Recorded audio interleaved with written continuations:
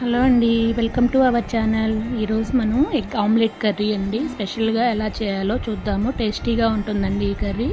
ఎప్పుడు egg curry చేసుకుంటూనే ఉంటారు కదా, ఒకసారి ఇలా ట్రై చేయండి. దీనికోసం ప్యాన్ తీసుకొని స్టవ్ ఆన్ చేసి ప్యాన్ పెట్టుకొని సరిపడా ఆయిల్ వేసుకోవాలండి. ఈ ఆయిల్ హీట్ అయిన తర్వాత తాలింపు గింజలు యాడ్ చేసుకుందామండి. మనం తాలింపు గింజలు 1 by 1 వేసుకొని అవి ఫ్రై అవనిద్దామండి. ఇప్పుడు కొంచెం జీలకర్ర అండ్ అలాగే ఈ ఫ్రై అయినాక జీలకర్ర వేసుకుందాం. జీలకర్ర కూడా ఫ్రై అయిన తర్వాత కొంచెం కరివేపాకు వేసుకుందామండి. దీనికోసం 2 ఆనియన్స్ చిన్నగా కట్ చేసి పక్కన పెట్టుకున్నాను నేను. కరివేపాకు కూడా ఫ్రై అయిన తర్వాత ఆనియన్స్ యాడ్ చేసుకుందాము. ఈ ఆనియన్స్ ప్లేస్లో మీరు ఆనియన్ పేస్ట్ అయినా వేసుకోవచ్చండి.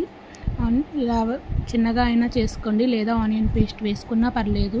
ఈ ఆనియన్స్ ఇలా వేగుతూ ఉంటాయి. ఈ లోపు మనం టమాటా పేస్ట్ చేసుకుందామండి. దీనికోసం 2 టమాటాలు తీసుకొని కట్ చేసుకున్నాను.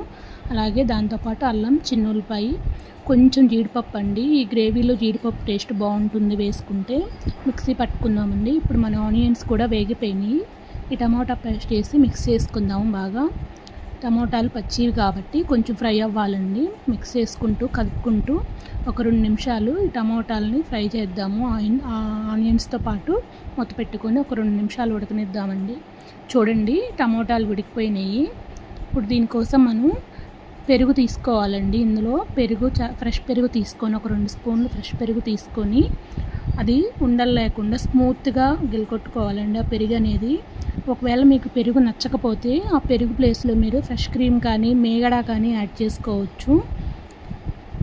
ఈ విధంగా కలుపుకున్న తర్వాత పెరుగు యాడ్ చేసుకుందాము. పెరుగు వేసుకొని ఆ టమోటా పేస్టు, పెరుగు, ఆనియన్స్ మొత్తం బాగా మిక్స్ అయ్యేలాగా కలుపుకోవాలి.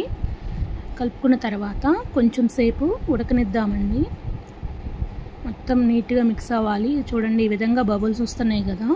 ఇప్పుడు మనం స్పైసెస్ యాడ్ చేసుకుందాం. కొంచెం పసుపు, అలాగే కారము, మీకు సరిపోయినంత కారం యాడ్ చేసుకోండి మీ టేస్ట్కి తగ్గట్టు.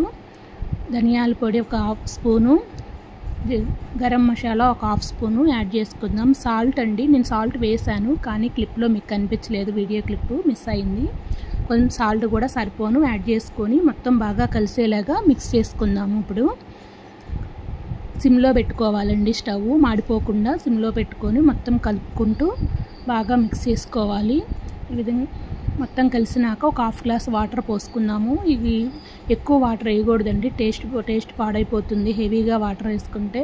అందుకే తక్కువ నేను ఒక 1/2 గ్లాస్ వాటర్ పోసాను. ఒక చిన్న టీ గ్లాస్ అంతా సరిపోతుంది. చూడండి, ఈ విధంగా గ్రేవీ మీకు వీడియోలో కనిపిస్తున్నట్టు గ్రేవీ ఈ విధంగా ఉండేలాగా వాటర్ యాడ్ చేసుకుంటే సరిపోతుంది. ఇవి గ్రేవీతో పాటు కొంచెం ఉడకాలి కదా, మూత పెట్టుకొని ఒక 2-3 నిమిషాలు ఉడకబెట్టుకుందాము. ఈలోపు మనం ఎగ్ బ్రేక్ చేసుకుందామండి. ఎగ్ అనేది డైరెక్ట్గా వేస్తే పక్కకి వెళ్ళిపోతుంది కాబట్టి నేను ఒక బౌల్లోకి తీసుకొని ముందే పగలగొట్టుకున్నానండి. ఉడికిపోయింది మన గ్రేవీ. ఇప్పుడు మనం ఎగ్స్ యాడ్ చేసుకుందాం 1 by 1. ఈ కర్రీ చాలా బాగుండిద్ది అండి తినడానికి. కొంచెం పక్కకు అనుకుంటూ గ్రేవీని 1 by 1 మనం ఎగ్స్ యాడ్ చేసుకుందామండి. ఎగ్స్ యాడ్ చేసుకొని ఎగ్స్ పైన మీరు కొంచెం ఉప్పు, కారం లేదా పెప్పర్ పొడి ఏదైనా కానీ మీ ఇష్టం యాడ్ చేసుకోండి. లైట్గా వేసుకోవాలండి ఉప్పు, కారం అనేది.